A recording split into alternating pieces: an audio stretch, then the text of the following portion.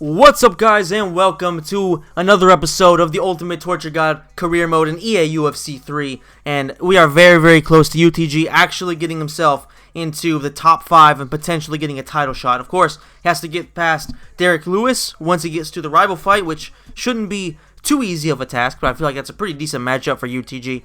And we have to see who he's going to face on his way there. Hopefully nobody too bad like, I don't know, like a Cain Velasquez, who I would assume in the game is going to be just this devastating creature. But alright, we start off with Todd Duffy. So that's a very favorable matchup, I would say. He's basically Ultimate Torture God if Ultimate Torture God was pure garbage. So yeah, I feel like that's probably a very, very favorable matchup. All you have to do with him is essentially avoid random overhands and avoid just some fucking looping hooks. And take into consideration that this is a short notice fight. So it does technically favor Todd Duffy if this was real life, but luckily, in a video game, it doesn't matter too much. UTG, his stats are perfectly fine. There's really nothing he's terrible at this point. He still has a lot to work on, but he should be able to hold his own. Todd Duffy isn't even that big of a guy. He's 6'3", so compared to other heavyweights that UTG has taken on, he's nothing special, physically especially. Alright, so starting off, UTG has to really avoid getting caught by looping hooks, so he has to just stay inside. Avoid getting caught by basically that. He has to try to stay inside, keep pressure on him, and essentially not give him an opportunity to start the flow. And there he goes. He hurts him already. Goes in for the kill. And Todd Duffy is going to be a sitting duck right here. Or at least I would assume so. UTG tries to go to top mount. He's not able to so far, but he's able to now. Can he start raining down elbows? Maybe some hammer fist. That elbow didn't do shit. Alright, goes back to top mount. Can't get too tired. Lands an elbow. Doesn't land anything there. Alright, he needs to avoid getting too tired. And Todd Duffy sweeps him. Alright, he's in UTG's guard, so no fear here. And he gets right back up. Alright, there you go. UTG, not really able to do anything on the ground. But if nothing else, it did make Todd Duffy have to worry about it. Oof, UTG gets caught by a shot there. Body kick did pretty much no damage. Ooh, UTG has to be very careful with the counters, because Todd Duffy does have a speed advantage, and he does have a decent reach. So, has to watch out for that. Oof, he gets caught by 2 big shots. UTG's hurt. Todd Duffy does have a lot of power in his hands, so he does have to worry about that. UTG with the fake. Misses with the shot. He's hurt again. Todd Duffy's looking for the finish. Hurts him. Sends him to the ground. But UTG's back up. Has to be careful. His defense is shit right now. Has to really focus on blocking. Can't afford to get caught by another big shot. Ooh, he lands one of his own, but he gets caught by a straight. Close fight so far. Todd Duffy's hurt. UTG goes in for the kill, not able to finish him against the fence. Gets the double underhooks. Straight to the tie clinch. Oh, the knee is there. And the leg kick to follow. Overhand. That's going to be over. That's game. Todd Duffy gets knocked out. It was a hell of a fight, to be completely honest. Didn't expect Todd Duffy to be able to do that. I guess the power did come into play. I expected UTG to just kind of put him away quick. But Todd Duffy put up a fight better than a lot of guys, like, for example, Ben Rothwell has put up recently. So, hats off to him for that, at least. I mean, just look at this shot, though. Literally, his hands were nowhere near his chin. Got sent to the ground. And UTG, once he's in that situation, he pretty much never allows you to get up twice. And he was able to put him away. Very, very good performance from UTG. Disappointing with his blocks. You know, he definitely took probably, I would say, a few percentages off of his longevity. But a win is a win. And it's against a top 10 heavyweight. So, getting ever closer to that top 5 status. Hopefully, next up, he'll face somebody who has a decent matchup with him, and he can potentially exploit that and actually get himself into the top 5. There you go. Francis Ngannou or Stefan Struve. Now, Stefan Struve has a lot more fights, but Francis Ngannou, of course, he's higher ranked. He's a much better fighter. We all know that. Once you get to this level, it's pretty much just take on whoever gives you the best chance of moving towards the top 5. And of course, Francis Ngannou, a former contender and somebody who realistically is always one fight away from fighting for the title. He's a solid option. However, there's an 11-inch reach advantage for Francis Ngannou. So something to take into consideration here is that UTG is at a severe disadvantage because this guy, not only can he crack, but he can also hit you from essentially across the octagon. So yeah, he might have a bigger reach than John Jones. Now I think about it. He might be the only person that either matches him or he's actually longer. So that's an interesting matchup to think about. And there you go. UTG is already hurt. Ngannou has basically napalm bombs in his hands as opposed to just punches. I mean, it's just absurd. Look at this. UTG is immediately on the ground, and Francis Ngannou is looking for the finish. UTG is trying to stay in half guard because technically on the ground he can survive much better than he can on the feet. He goes to backside, and there you go. Can he go to back mount? He's able to. Can he flatten him out? He can. Unfortunately, though, he doesn't have any significant submissions except for the Rio naked choke. It's just not going to be too easy for him because he hasn't really done anything with that in his career. It hasn't really learned any jiu-jitsu as opposed anything other than defensive jiu-jitsu. So at least on the ground he should be okay from a defensive point of view, but offensively he has a lot to work on. He goes back to backside. That's not bad. All right, back mount again. Not able to get the back flat, so the smart thing might just be to try to ride on him, pause, and try to keep him in a situation where he's tiring himself out to try to get up, but there he goes. He gets right back up. All right, so interesting grappling there. Neither fighter was able to really get the advantage over the other. So on the ground, it's a stalemate. But UTG, if he can get to the clinch, he could do some damage. And Ngannou knows that, so he's going to be avoiding it. He probably saw what he's done to guys like Todd Duffy, among a few others as well. He's landed plenty of knees in the clinch. And he goes in for a takedown. He's able to secure it. That's huge. That is very, very big. He's going into side control. He lands the cheese-ass elbows. He might be finished here, but oh, he's able to survive. UTG just needs to stay calm, keep him in his fucking realm, and try to finish him. But Ngannou does a smart move and gets out of the clinch to avoid those devastating knees that UTG has thrown before. You notice that UTG isn't really throwing any of his absurd like spin kicks or front kicks to the body, which I think he's done before. He's not really throwing the elbows, and he gets hurt again. Ngannou is close to finishing him at this point, but UTG is doing a good job of blocking those shots. Ngannou with a good body kick. He going to the body a lot more too, try to kill the body as well as the head. UTG gets the clinch. Can he do something with it? Over under. He's getting blocked every time.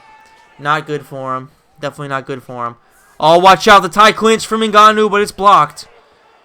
Good body punch there from Ngannou. And UTG is definitely trying to take this fight to the ground, or at least keep it in the grappling scenario. He's kind of desperate at this point. Realizes that this is pretty much anybody's fight, and Ngannou has pretty big advantages in multiple spots in the fight. Definitely has to watch out for more shots like that, because Ngannou, once he touches you, you know you're in for a fucking ride. So, round 2, Herb Dean kicks us off. UTG needs to improve his defense. He lands a good right hand there. Oh, but he gets caught by a hook. Thankfully, it didn't land flush on him. If not, it probably would have been over. Oh, the uppercuts are there. Fantastic shots there from Ngannou. Oof, head kick didn't land. And he gets taken down. Very, very smart by UTG, realizing he was in a very, very bad situation. Always landing big elbows. Can he get the finish? Fuck, that may have been the last one, too. Ngannou just able to get out of it at the last second. Oh, he's going in for a submission. He's going in for a submission. He's going in for a Kimura. UTG should feel confident to be able to get out of here, but his stamina is low. And Ngannou does have good stamina, but he's able to get out very, very easily. A good job by UTG by not getting caught by a bum on the ground like Francis Ngannou. Alright, UTG staying in his guard, but his stamina is very low. He's going in for another Kimura. But this time, UTG has no stamina. Not looking good for him. Stage 2. He should still be confident, though. You know, this is Ngannou we're talking about. This isn't a god. This isn't Fabricio Verdum. But only one stage left for this one. Oh, my God, last stage. UTG's almost out. He's almost out. He's almost out. Oh! Francis Ngannou defeats Ultimate Torture God in what I would say is the most improbable, the most unlikely fashion possible. A submission in round number 2. That was just completely unpredictable. I don't think anybody would have expected that to happen. UTG getting knocked out, sure. UTG getting knocked out, definitely. But getting submitted, that was that was just definitely not on the cards. Hats off to Ngannou for pulling it off, though. It was definitely a solid win against somebody who had a lot of hype behind him, somebody who was on a very, very good roll and was looking like a potential contender. Does this really change anything? I mean, who knows? This is the heavyweight division. You're always pretty much just like 2 fights away from a title shot. Basically, if you put together a 2 or 3 fight win streak, then you're arguably the best guy in the division. I mean, just think about it. The record for heavyweight title defenses is Stipe Miocic's 3. So, yeah, you would think that plenty of contenders would come and go in this division. And UTG is now down to 72.9. So, still pretty significant amount of career left to be had. But he is starting to drop, of course, as he starts to take on people who are actually good fighters. Megan Olivi asked him a tough question. He just says it wasn't really his night. So, fair play to Ultimate Torture God, always being a good sport. Now, he has the opportunity to shut up his apparent rival, Derek Lewis, who's talking shit for no reason. I mean, it doesn't really make sense. But, alright, I guess. Like, unless UTG is just a Colby Covington level asshole to where everybody wants to talk shit about him, then this doesn't really make any sense. Based on what he's said in all of his interviews, he's pretty much always been nice. And then look at this shit. Daniel Cormier versus John Vellante for the title. What the hell? Hey guys, I'm Megan Olivi with your UFC Minute. After a shocking submission loss at the hands of Francis No Grappling Ngannou, Ultimate Torture God has the opportunity of a lifetime to shut up Derek No Gas Tank Lewis in a grudge match at UFC whatever the fuck number it is. If Ultimate Torture God wins this fight, there is going to be nobody stopping him from entering the top 5 and potentially getting a title shot against Stipe Miocic. Nobody knows what Stipe says, but who fucking cares? We'll see you guys in the next UFC Minute. Enjoy the fights. Alright, thank you, Megan. It is time for Derek Lewis versus Ultimate Torture God in what is apparently a grudge match. Doesn't really make any sense. Neither one of these guys have probably ever met before, but alright. Once again, 6'3 versus 5'10. Derek Lewis somehow weighs less than Ultimate Torture God, despite being, let's just say, on the thick side compared to UTG. But alright, that makes no sense, but okay. I really wish there was a way you could like change the weight. But oh my god, Derek Lewis is starting off very well. I don't know why I said oh my god because nothing happened. But, you know, well, alright. My brain is mush as always. Head kick there. Really a head side kick, which he just learned actually. Or no, sorry, this is what he just learned. My bad. Oh, Derek Lewis almost get caught. The animation completely breaks. Shocker, this game's animations would break. Never happens. And Derek Lewis is actually the one trying to take it to the ground. I guess he probably saw what Ngannou did to him and figures he probably wants to exploit that too and basically punish UTG for even trying to enter the octagon alongside a future GOAT like Derek Lewis, somebody who has beaten so many gods, right? Had that amazing fight with Ngannou, but there you go. UTG's looking really fucking good right now. The side kick to the body didn't really do much, but UTG's landing some big shots. Oh, uppercut lands, and Derek Lewis looks in for another takedown, but UTG is able to stop it, and he takes him right back up to the feet. That's not something you would expect to see. Derek Lewis shooting him for takedowns is pretty uncommon. He's been very open about how he's lazy. Oh, what a knockout from UTG. What a way to get himself a win after that terrible loss against Francis Ngannou. That's what we want to see. And I apologize to you guys for me having shit commentary in this fight, but it is what it is. The performance was amazing here from UTG. Got caught by a few shots, but really nothing major. And he was basically able to exploit Derek Lewis ducking in because, of course, being so short, his head kicks tend to get towards somebody's chest. Look at this. It was around his chest, and he just ducked in looking like he was trying to go in for an uppercut or something. He got caught perfectly on the chin. Look at this. He ducks in, and UTG just lands perfectly on the chin. And he puts him away. That has to be performance of the night. If it's not, then Dana White once again confirms he has ferocious beef with Ultimate Torture God. I mean, if there was ever somebody to reward, it was definitely UTG right there. So he definitely deserves it right there. Let's take a look. There are 11 knockouts, only 2 away from the record already. And it's no performance of the night.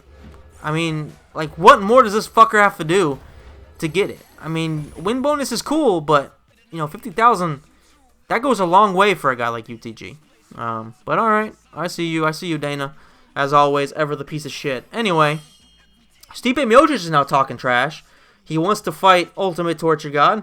I guess he hasn't beaten somebody in the top 5 yet, but I see you, Stipe, looking for an easy fight, or at least on paper, what should be easier than, say, Cain Velasquez, etc. But UTG definitely has the potential to upset pretty much anybody in this division. And at this point, unless you're trying to submit him, you may not be able to beat him in any way whatsoever. So that is it for this video, guys. I hope you enjoyed it. If you did, please smash the like button, subscribe to the channel, hit the notification bell. That way you get a notification every time one of my videos comes out, which is the best way you can support me and any other small channel that you watch. So thank you guys for watching, and I'll see you in the next video.